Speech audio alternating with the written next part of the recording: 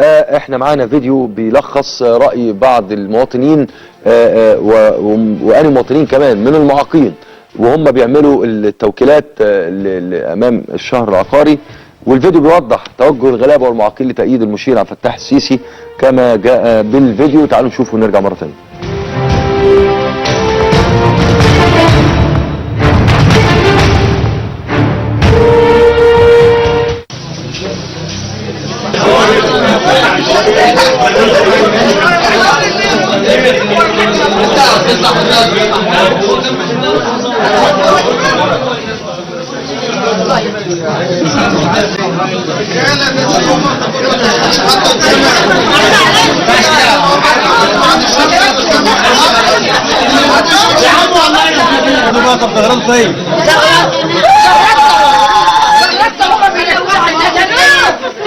الستات دايما كده والدستور كانوا كده، هم اللي عاملين منظر في الرياسه هتبقى كده برضه.